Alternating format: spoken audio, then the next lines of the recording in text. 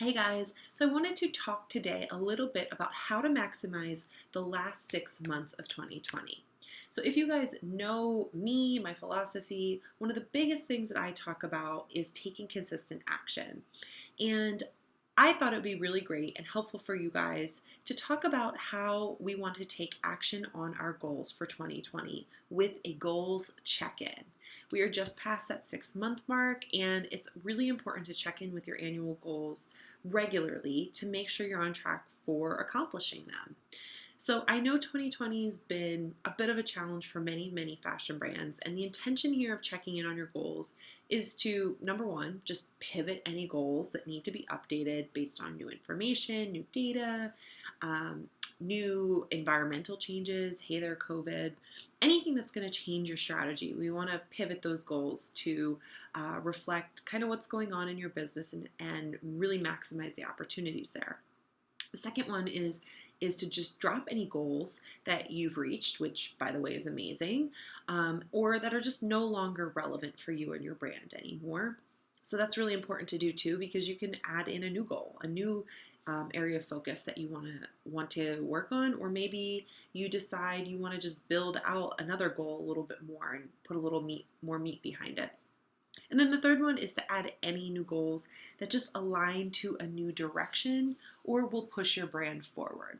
So there's a couple different ways to look at the intention there of your goals. And so why does this matter? Why does goal setting matter? I mean, to begin with, and then why does it matter that we check in now as we're at that midpoint? Well, you're more likely to achieve your goals if you keep them top of mind and front and forward. So think about it. Anything you prioritize, anything you spend time on and you take action on consistently, whether it's your business, whether it's a relationship, whether it's just anything in your life in general, you're going to have a much better chance of actually making that happen for you. And in this case, that's achieving your fashion brand's goals. So you're just going to be more likely to achieve them if you keep them top of mind. So checking in with them is going to really help you do that. It's also really important because, let's be real, it's easy to get off track. You probably put some time into setting your goals at the beginning of the year, and whether you've looked at them since January or not, that's okay. You've got a lot on your plate, and we all get caught up in that day-to-day minutia.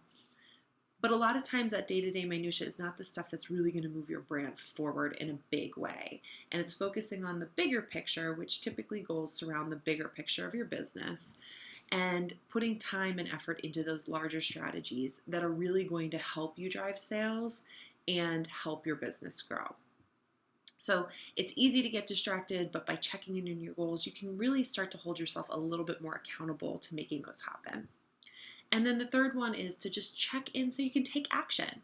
So you may have procrastinated on your goals. You may have set them and forgotten them. And there's still plenty of time in 2020. We've still got 6 months to achieve them. But you do have to start taking action now before it's too late and before it becomes just overwhelming and too much for you. So it's really necessary for you to check in on your goals regularly, just to get yourself back into realignment and remind yourself that it's important that you prioritize these and take action on them as well. If you want to set your sights on having a fantastic 2020 and ending the year with a really strong business. So I recommend checking in and updating your goals as something that you make part of your regular practice, whether it's monthly, quarterly, or even, twice a year. It's important that you take time to look at your goals and to update them a little bit and pivot them as well. So I wanted today I thought it would be nice to share kind of a goals check-in with you. This is going to give you the chance to hear not just some of the benefits that I went through with goal setting, but how setting goals has affected other people's businesses and what to consider as you're updating and reevaluating your own goals to make the most of the next 6 months in 2020. So Jane Nemis of the fashion brand Echo Verde, which is a sustainable clothing line, she is going to join me today. Jane is a former client of mine, and we started working together at the beginning of the year. Jane was part of my Passion to Profits program, and together we set goals in January for her business as part of the program, and she has done a really amazing job of pivoting some of her goals given how COVID has affected her business, and instead focused on growing the e-commerce side of her business, which has been doing really phenomenally for her. So she's agreed to come on today, and we're going to talk through her previous goals and kind of get an update on where they are. And then we're also going to talk through how she wants to continue pivoting them for the next 6 months and do some brainstorming to help just support and build those goals out a little bit more so she can end 2020 with a bang. All right, Jean, thank you so much for joining me today and just your openness to kind of sharing your experience. And I'm really excited to talk about your goals with you and kind of work through them with you and just see how we're going to pivot them for the back half of 2020. Yay. Thank you, Sarah. So I thought it'd be great if we could, if you want to just share a little bit about you and your brand, just give a little quick intro so everybody knows who you are and what you do and why you're amazing. Thank you. I'm Jane Nemis, and I have a clothing brand called Echo Verde Clothing, and I do eco and organic clothing for women, value priced, and I sell B2B across US and Canada. I've been in business now going on 11 years. Amazing. Amazing, amazing, amazing. So why don't we just kind of start out with talking about a little bit about when we set goals in January. Why don't we talk through what those kind of were, just at a high level, do a little refresher and see where we are with them. So if you want to kind of share those goals and just give me a little bit of an update on them. Sure. Okay. So initially my first goal was to double online sales because I felt there was really room for growth there. And you had pointed out there was a lot of room for growth there. So we are now year to date up 209%. Love that. So based on all the principles we did in the first part of the program that I did with you, I'm up 209%. I'm so excited, Jane. I mean, in the face of COVID, amazing. That's amazing work. Congratulations. Yes. So, the next list of goals is, okay, how do I keep that momentum going? So, but anyway, and then the second goal was to get a new rep and double my US B2B sales. So in light of COVID, I did have a new rep. I was super excited about that. She's decided not to go forward in repping and to do something else because of COVID. So looking for a new rep right now didn't feel right. So that's one maybe we can revisit, like what that looks like. Great. Because I'm a little bit lost on that. And then, of course, sales have gone down instead of up in the US due to COVID. And then the other thing was to grow the lingerie brand. So to really promote and in some way grow the image of the brand as having that lingerie side, which I had just started a year before. So. Okay. How's that been going for you?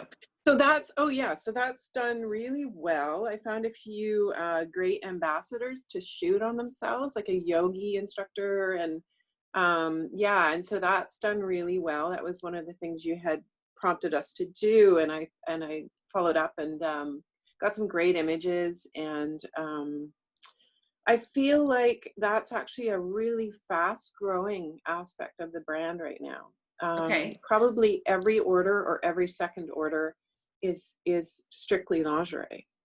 Okay, that's great. So that sounds to me like an opportunity, which we can kind of talk through. So again, how do I now take that, look at more SKUs? What does that look like? Is my pricing viable long term? There's a whole bunch of things to look at there. So yeah. Okay. So those were my goals, and So overall, though, I mean, those sound good. I know the sales rep thing is an issue, but again, in light of COVID, it kind of is what it is. So let's talk a little bit about, do we feel like that's a goal that you want to put on hold, or is that something you want to move forward with for the rest of 2020? Like, let's talk about what that pivot could look like for you. Yeah. So I guess my first thing would be a little bit about, like, what does B2B look like in this new climate? How do I support the stores I have? And I think I've got a pretty good idea of how to do that as I go forward in the fall. I mean, I'm already producing the line, so I'll have goods available when they need them. I'm offering no cancellation fees in light of if something happens and a store has to close. I'm trying to do the best I can with supporting them, but is there something else I could be doing? um, how do I reset targets so I even know that I'm doing, what I should be doing, right? Yeah. So how do I Let's, follow up with each store? How do I get new stores when mhm. in light of COVID, when there's Right. So let's talk about that a little bit. I think that's a good one to okay, kind of expand into, because I like that as a goal. Like, how can we okay, continue to kind of focus on wholesale even if it looks a little different? right. Um, so And so growing I wholesale, not just, right, like new brand, right. new stores, new Because I know you have sales reps elsewhere. You still have other sales reps that work with you. What's been their feedback when we're talking about orders from wholesalers? Have they been giving you, feedback yes. from what they're saying? Yeah, they're just saying that stores are crammed with spring and summer merchandise, and they think that dollars will free up as fall starts to happen. Hmm. Um, but right now, the biggest concern is what to do with all that product. Okay. So a couple things to keep in mind when buyers are in that position. Obviously, just to kind of marry what your sales reps are saying, they're going to be focusing on moving through that inventory. With that being Yeah, said, some of your product is seasonal product, and so it's going to be important for them to also your retail partners to also have timely product in there. So right, them moving through that summer or spring inventory is going to be a problem for them, that they have to manage through. But with that being said, they can't not have fall goods or right, winter goods either. So I think knowing that buy will probably be smaller as a percentage, just because they're not going to have the same level of dollars opening up, is something to right, think about. But I also want to just reiterate the fact that, like, there's still going to be opportunity to sell here, because right, they will not be able to sell tank tops in November, those types of things. So they'll still be looking for newness. It's probably just going to be a smaller buy. So and things, later, do you think and later now? I think it'll be timely. So depending where those stores are in terms of seasonality, Each one, yeah, yeah. it's going to vary Okay, more significantly. So if it gets cold in that region in November versus September, that's when they're going to be shooting for those buys, because they're going to want to move through that inventory that they have as fast as they can. So a right, couple things to think about with that. yep, You and I have talked about this before, but drop shipping as an option for them. right, Anytime we can talk about do drop shipping, I think that's a really important thing. It's happening right now. It's a great way to partner with your current partners and show them right, that you want to, make the best of a bad situation with them, and together right. you guys will figure it out. So I think drop shipping is going to be super important. I Okay, think giving them recommended options in terms of, what your fall line looks right, like, giving them, I'm making this up, but if you have 30 styles you're dropping in fall, what are the 10 that you feel really strongly are going to perform? And right, how can you kind of position that to them? Which we can right. talk through what that positioning looks like. But I think Okay, almost telling them you can buy from the line, but these are the 10 styles I'd recommend, because based on history, based on performance, I think they're going to be really strong sellers.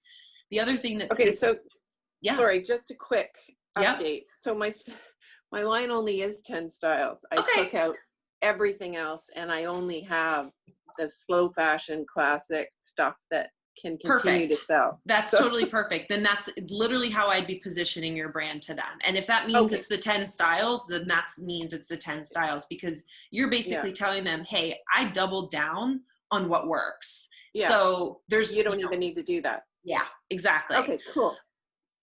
So I think that'll be really important for them. And I would say keep doing the outreach, like whether it's you or your sales rep. I know Yeah. we've talked about this a lot, but keep doing it, because whether it's Yeah, just right. having the conversations with them, like, hey, how's business?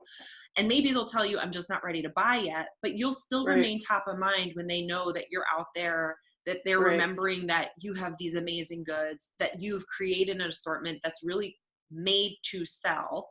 Right. Those are the types of things that are going to help them as well, kind of bring that together. And Right. then I'll say anything else you can offer them in terms of just making their life easier. So I think we've Okay. talked about this before too, but like, do you have marketing images that you're willing to share with them? Yeah, I do. Um, Yeah. you'll have that recommended by, that kind of concept that you can do. I Right. want to talk about this a little bit more, but the idea that a lot of your line, especially in winter, becomes pretty cozy and comfy with your sweaters. And so Right. that's something that you can position to them as well, because that is selling right now. Cozy is selling as a Cozy at concept. home style kind of thing. Yeah. Yeah. So I think that's a way that you can have that conversation with them and position your brand. Hey, I've got the styles that you can wear at home with leggings, or if you do venture to the grocery store, go ahead and throw a pair of jeans on them. Mhm. They're warm, it's comfortable. I don't see that trend going anywhere Right. anytime soon. So I think that's a nice way to position that. It's not like Right. your line is, really fancy dresses. That's a whole Yeah. different ball game. Yeah. You have really saleable items right now as well. So I think a combination of Okay. all those things, focusing on how you can partner with them, focusing on the positioning, making sure they're aware that you are really shooting for Mhm. best sellers for fall and holiday. Okay. How And does that feel? that feels good. And then one of the things that just popped up in my head was newsletters to them. So B2B newsletters. I've done 3 over the summer, Okay. highlighting a couple styles, here's what we're doing. So I'm starting to think that that's worked so well with online. Hmm. Like pretty much every week I send out a newsletter. I offer something to my members that I don't offer to anyone who's shopping online who isn't a Great. member. That's great. It's been amazing, and I've gotten to know some of the customers personally, Oh, like I love just over, like it's been amazing. I love it. And so B2B, how do I apply that B2B? What should I be looking at doing the exact same thing really B2B, do you think? I Like think it depends. Give me an idea of just how many partners you have, like boutique partners. Do you have? B2B? Yeah. Well, I mean, it ranges obviously, but anywhere from like 50 to 75 Okay. Yeah, I definitely think that you could be doing, even if it's a monthly newsletter to them, letting monthly. them Okay. know, yeah, letting them know kind of what's going on with you and your business. So it might not even be about selling at that point, but just Okay. building that connection with them. So giving them Right. an update. Here's what I've been working on. Here's some of the things I'm seeing for fall, or here's what my fall Right. line's focused on.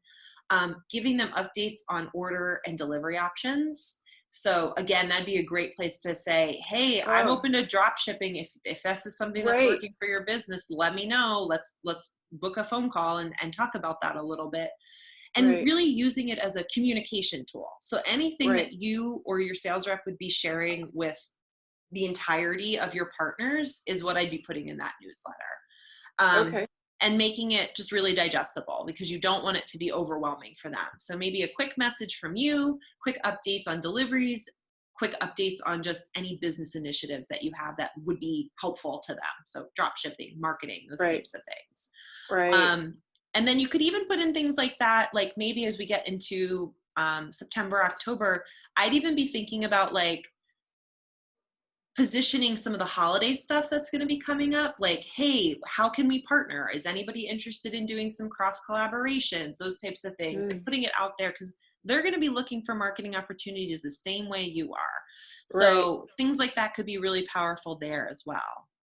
So like offering us, I was thinking of offering, or like some of my stores that sell online saying, and picked up the drop ship, or if they pick up the drop ship to say, here's your customer's coupon code, Hmm. and they get, like, only they at this point get this discount or something. I don't know. Are you saying for your boutique stores to give Yeah. them a discount? Yeah. I think what I'd consider Or maybe before that is and you'd want to kind of build this out. I would put a little thought into it with your margin, and right. run some of these numbers. But I'd almost be thinking about, hey, if you're willing to book an order for $2,500, whatever you think a Right. reasonable amount is, I'll give you an additional $300 credit on a future order, or whatever you think is a good balance there. Right. But that's going to encourage them to make that first purchase and then to make Right. that second purchase. The only thing I'll say there is, and maybe it's a tiered approach depending on like their volume, their sales volume. What I Right. don't want you to do with that is encourage them to overbuy. That's the only thing I'd be a little cautious of. I don't want a store to feel like they have to hit a dollar amount that's not the right dollar amount for them. Dollar amount for them. Yeah. Yeah. But if you think about a tiered way that you could do that, or maybe that's working a little bit with your sales reps to kind of figure that out, that's more how I would view a loyalty program with your as a wholesaler. Right. And then would I offer, so that's another question then that just popped in my head was, if I'm trying to get new stores online, let's say, or not online, but new stores on board, Mm-hmm. do you think offering, here's our set, 5 styles that we think are great in the best colors. If you buy this, we guarantee your sales or we'll take it back no, not to do that yet? I would be cautious with that, Yeah. just because you start to set a precedent with your boutique owners. If it was something like it was the first order, where it was That's what I meant. That's what I meant. Like new stores. No, it's too much. I think it's a lot, because you're really putting the onus on them to merchandise it appropriately, to have their salespeople call it out. To them, it becomes almost no risk, and 9 times out of 10, it's going to just show up and get back burnered the way any product does in a boutique store. So I would just be, if you want to try it, I'd say go for it, but I would just be cautious with it. If you feel like you have the right partner who's kind of on the fence. I was wondering that, like the top 5 Yeah, stores like then I'd say like give it a try and see how it goes, but I don't want you to get too deep into that until you've kind of tried it and tested it. And I really think it'll depend on the boutique, honestly. So if you feel like as a judgment call, you think it's the right move, I'd say go for it. Otherwise, I think I would stay away from that as a blanket statement. Yeah. Okay. The other thing let's talk about, because I know we talked a little bit about lingerie, and I don't know how many of your boutique stores are buying into that versus your apparel. Is there an opportunity for lingerie growth specifically? I think there is. The only stores that buy it are the ones that have a range of accessories and lingerie. A lot of them have online sites as well. Okay. So not every store buys it. No. I mean, some stores will just say outright, we don't sell lingerie, even though I say it's like little strappy tanks. It's, you can hang it with your clothing, merch it with your clothing. Yeah, I have some and I love it. A lot of them won't do it, right? Which I don't know. Like, again, I think there's room for growth there, but I'm actually wondering if there's bigger room for growth in specifically looking at some of the online lingerie sites, or like I need to sort of separate that out mentally and say, okay, who should be selling this? And what does that look like? Let's talk about that a little bit, because I think when we talk about your goal of continuing to grow your online sales, this is where I really see the lingerie piece coming in. Because I was even thinking for you, what could be a really good fit is finding some other sustainable brands that sell complementary product to you and your lingerie specifically, but maybe don't sell lingerie on their site, and offering to them, the opportunity to do drop shipping with you and covering off another category on their own site. And seeing, do you know what I mean? Because I think that could be, because I agree, I think it could be hard to just sell lingerie alone sometimes that way, especially in a boutique store. But when we think about, another website where somebody's going there as a destination for, I don't know, athleisure, sustainable athleisure wear, and then they find this as an add-on into their purchase, that could be something that would be really appealing to them, because lingerie is a really specific category that most people don't get into unless they're really going to get into it. It's not something that they just add on like a t-shirt. So that would be something to think about. How would you feel about that? I think actually that might work if I find the right partner. And the interesting thing about that is when you said that, my first thought was, well, I could offer their stuff on my site. You I don't really do per se yoga pants, and so if it was something like athleisure, there might be a nice mix there where I can now suddenly offer 5 pieces in a yoga outfit, along with what I already do well, which is sweaters and bamboo intimates, right? So it's actually a really neat idea. I hadn't really thought about. Sorry. That's okay. I can Mhm. hear you, Jane. I can hear you. There we go. There was a phone call that came through, but it's probably one of those marketing calls. Sorry. That's Um, okay. yeah, that's a really neat idea.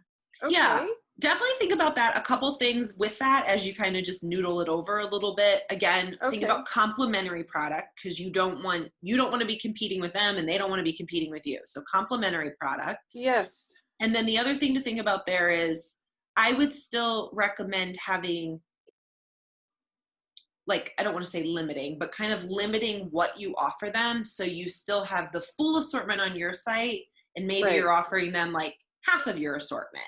So it's not necessarily double exposure across both sites, more with the intention of that person buys the underwear, I'll say, from the other site and they realize how much they love it and then they come back and look at your site and where they Right. Because see they a can't get. greater, Yeah. exactly. So it's So a like nice I'm way doing to with. go Sorry. ahead.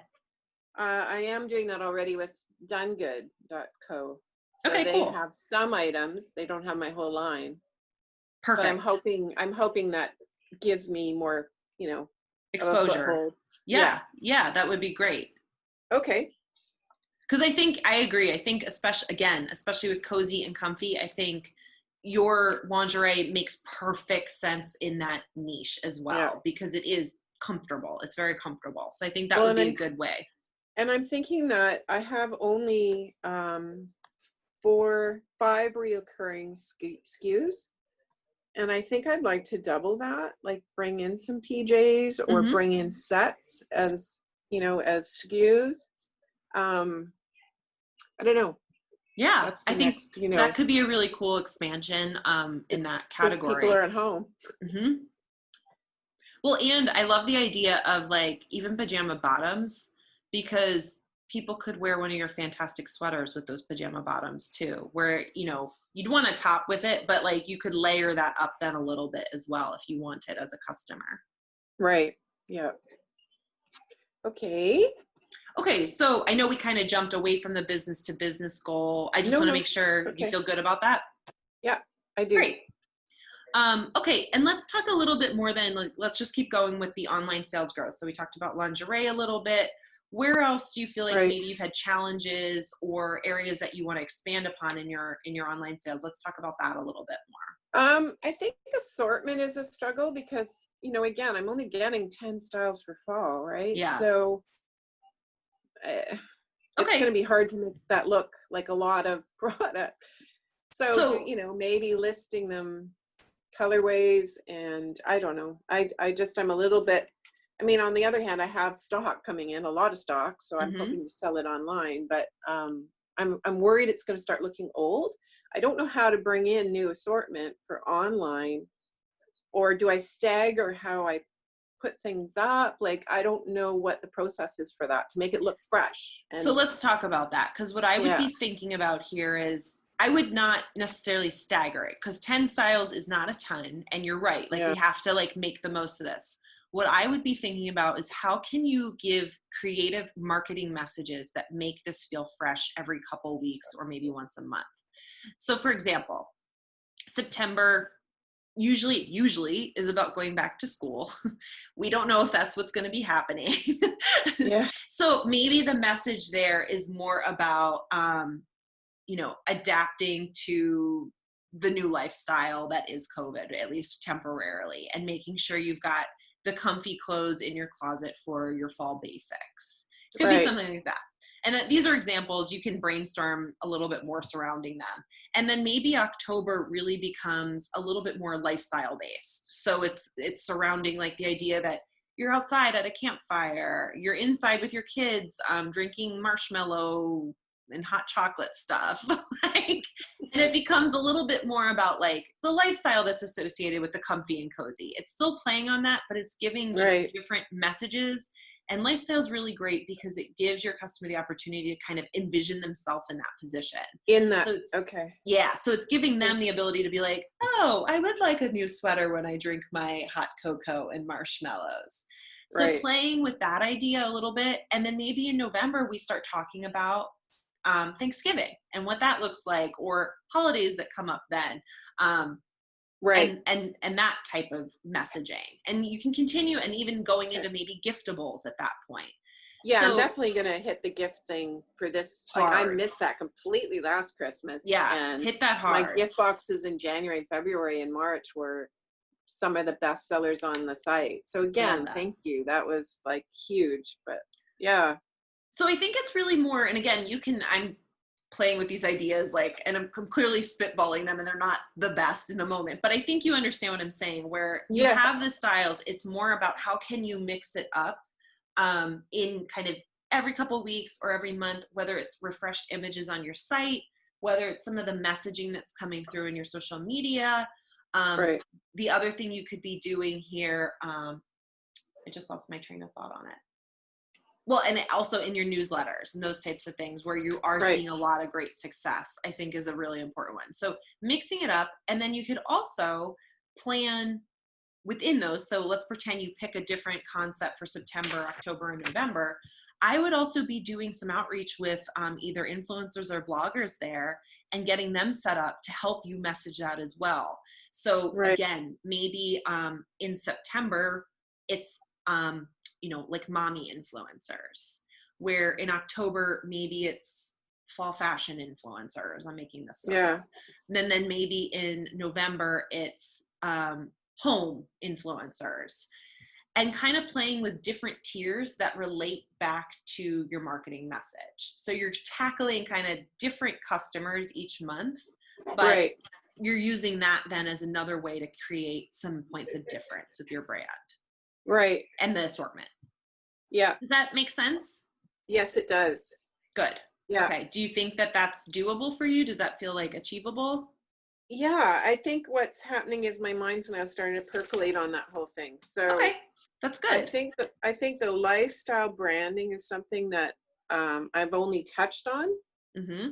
or not branding, the lifestyle marketing that I've only touched on. So I think there's something really to be said for giving a very clear message. Um, and then the idea of planning my line around some of those maybe too. Like, Yes. okay, I know I'm going to need gift things for, it's now time to start looking at what does that look like? How do I package that? What Yeah. is, the PJ bottoms. You got an online meeting, you can still be really comfortable in your soft, cozy sweater and your PJ bottoms. No one's Well, going to see and them. Jane, what could be really cute with that is like even doing a quick 15-second video of the woman sitting in her tank top from your lingerie line with her PJ bottoms, and then all of a sudden realizing she has a Zoom meeting and throwing on one of your sweaters so she looks a Yeah. little bit more put together and Yeah. polished. Like Yeah. things like that could Yeah. be really cute and fun to play with here too. Yeah. Yeah. That Okay, would be neat. cool. Yeah. So I think that's the best way. This is really where it comes down to merchandising, truly at its Right. core, where you have this assortment, you have the styles. It's more about getting creative with keeping it looking fresh and new through your marketing. So that's where Right. I'd be focusing. Okay. And the more you can kind of plan it out, I think the better it's going to be for you, just because Right. it's hard when you're in it. It's a little easier when you do the planning beforehand. Yeah. And getting new fresh images all the time is a real struggle. Like I find that is a real challenge. Yeah. I don't know why. I mean, you would think there are people out there who can take great selfies who would be quite happy to make some money. Yeah. But yeah, I'm finding it difficult to find a lot of people. Found a few and it was amazing. But I think focus on the influencers and bloggers could be really good there for that piece of it. yeah. And then Okay. even asking your customers, your happy customers, the amazing relationship you've created with a lot of your direct customers where you're saying you're emailing them, like just shoot them an email and say, hey, next time you're wearing your sweater, would you mind taking a picture that I can use and share in social media and writing like a quick review, and I'll give you 10% off your next purchase, whatever that Right. may be. Right. And that's a nice way to kind of position that too. Okay. Yeah, I mean, I don't know how good they are at selfies and things, but I guess at the end of the day, whatever I get that works, and if it doesn't, it doesn't, right? Right. And it's showing your happy customers, and that's really Right. what's most important. People can tell the difference between a selfie and a model shop anyway. Yeah, So, that's true. Yeah, it's yeah. not like you're trying to use those in the same context. They're different anyway. Right. Okay, Right. cool. Okay. How do you feel about that for your sales goal. Do you think that makes sense as you kind of look forward to the back half? Do you feel good about all Yes. that? And I think the whole idea of planning it out, I hadn't really done yet. And I know that was something we talked about, but now realizing, okay, this is, I sort of flew by the seat of my pants through the last 3 months. And yet there was a very strong message in each month of what was going on. I was very lucky to get the news segment, of course, which really exploded sales for my linen program when I needed it. And then, and so I think, looking at that now as, let's plan that for fall. What does that look like? Is there a color that I can show as being the big color for fall? Yeah. Tie it into my certain purchases and offer a lipstick. I don't know, something. No, I think that's maybe not a lipstick, but something. That's totally perfect. And even maybe it is a lipstick and it's a cross promotion with an eco-friendly makeup brand. Yeah. You know what I mean? Like, True. it could be something that way that you could play with too. Yeah, true. So play with color, play with styling. I think too, you have two really strong categories for fall in terms of your lingerie and then in terms of your apparel. So maybe one month the focus is more on the lingerie and the next month the focus is more on the apparel. Like, you can play around with those things as well. So I think you have lots of options, and I think the planning will be really helpful for you just to start getting some of those ideas out so you can start creating some of those relationships you need and get things really rolling. Okay. So definitely check back into some of the content from Passion to Profits, because that does have that in there where you can literally start mapping out your big idea for September, your big idea for October. Yes. I saw that last week, actually. I looked at it and I went, I should be doing that. Yeah. So every so often I go back and there's a refresher and I go, I need to do that. I mean, some of the principles that I put into work have been working well. So it's almost like I couldn't do everything at once from the program, but now it's like, okay, what's that next set of things look like that I need to implement and to get going again? So that is one of them, mapping out my marketing and and just looking at, there was something else, sorry. Oh, the SKUs and adapting the overall picture of the line to what's selling. So I want to review that again. That was a really good exercise last night. So I want to look at that again now that June has passed. It's 6 months. And sort of see where I'm at. Like, how much am I selling in my intimates versus the rest of the line? What does that look like for fall, when fall is actually a big sweater season as opposed to, and plan that out properly like I should be. I think that would be great too. And especially, don't be afraid. I know you did some of this too, but don't be afraid to go back and look at 19 as well. Just especially as you consider fall, like, look at what's working, but then look at what worked last fall too. Cause you're going to see, you're probably going to see some really interesting things in there, especially in light of COVID. You might see some weird trends from spring that you weren't expecting, but it's important to both level set both and kind of think about what they both mean as you go forward. Right. Okay. Cool. Yeah.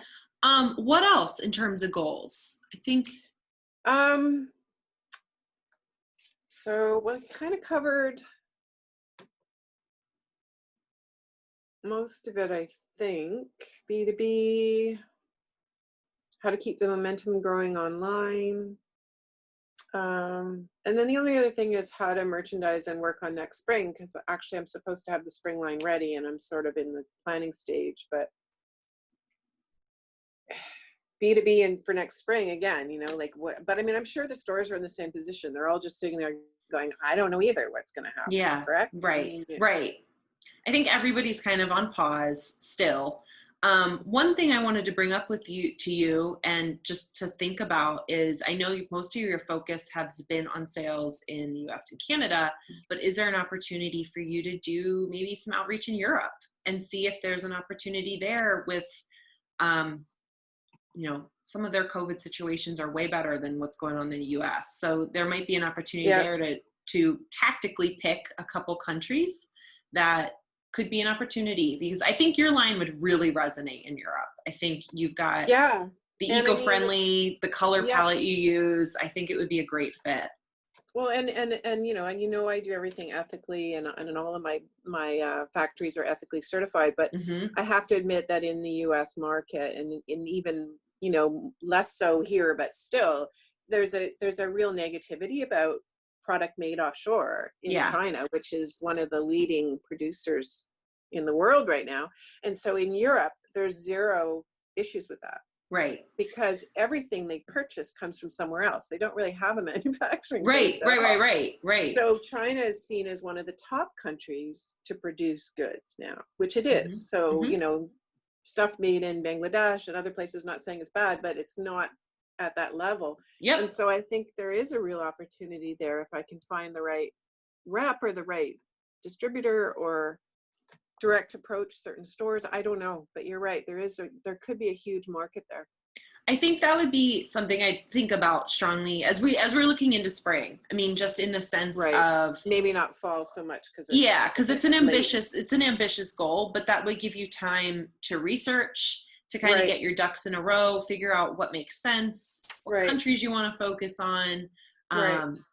There's a lot of different rules and regulations in terms of bringing product into countries, so that Yes. would have to be ironed out too, and it would just give you some time.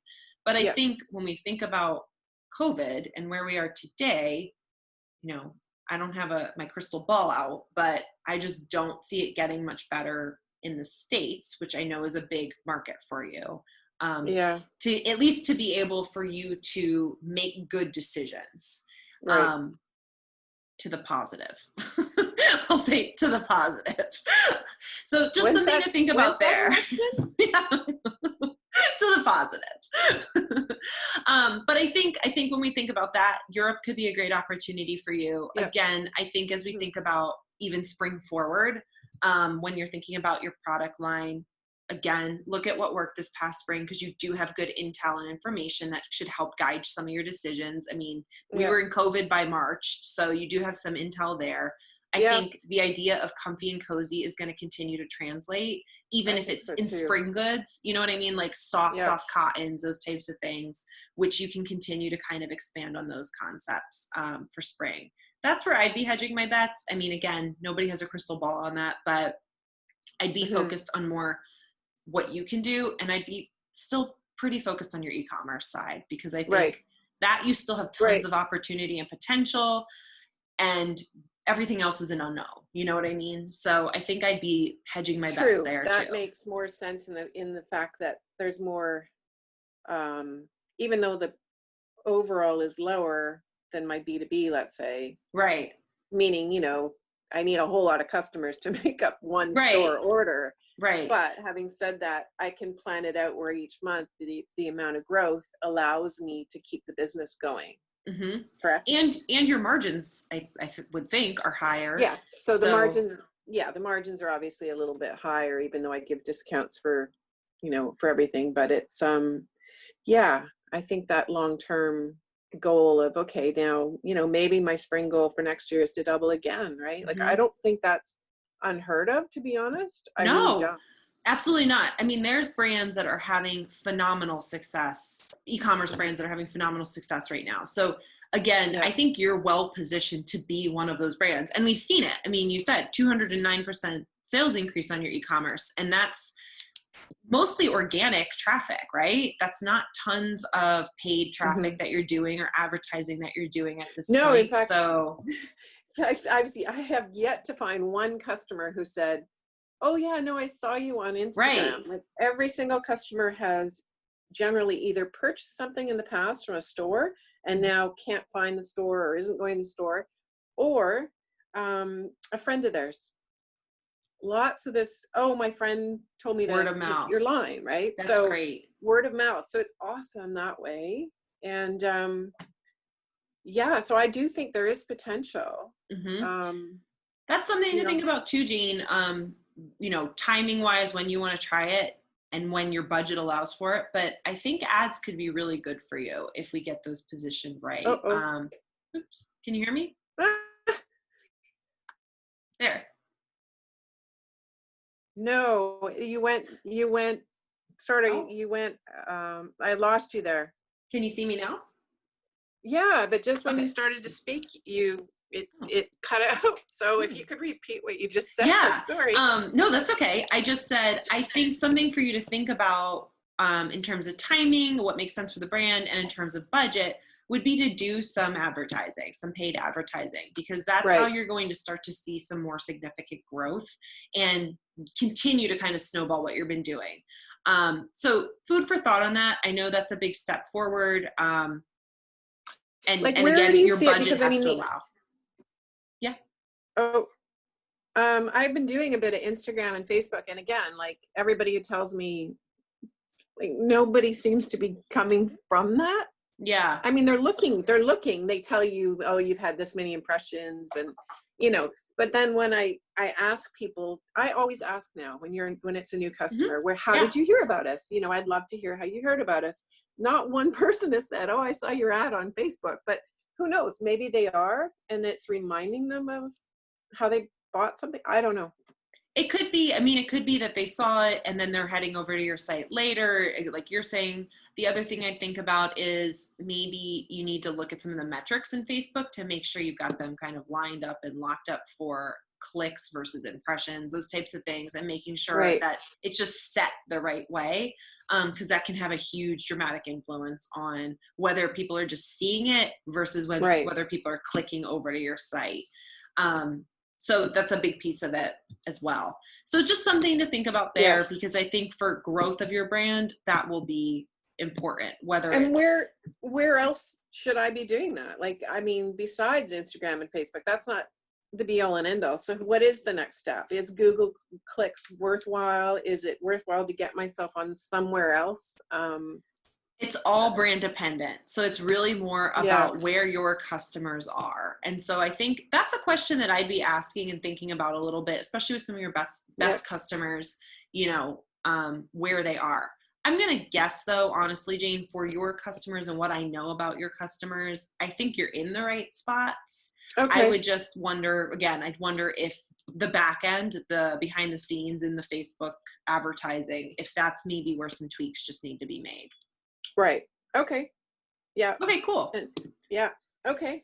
All right, awesome. Jane. Anything else? Anything else? I feel like I feel good about your goals and kind of some of the things we talked about. How do you feel? I feel awesome. This has been amazing to revisit everything. I feel re-energized. Yep. Yay. I'm on board. Thanks Thank again, you so Jane. much. Like, you got always it. make me feel like exactly. I always feel like I got it. I love that. I know what I'm doing. I know what I'm doing instead of, But no, it's been amazing. The first 6 months of the year, well, I only took your program in February, I think, just before COVID hit. Yeah. So really the growth has only been 3 months. That's great. That's great. I mean, you should be really proud of yourself, because this is not a good, easy environment, and your business pre-COVID was really kind of positioned in that wholesale, and the fact that you've been able to kind of hit the ground running by converting over to direct to consumer through your e-commerce site is fantastic. So kudos to you. Yeah. Yay. Thanks.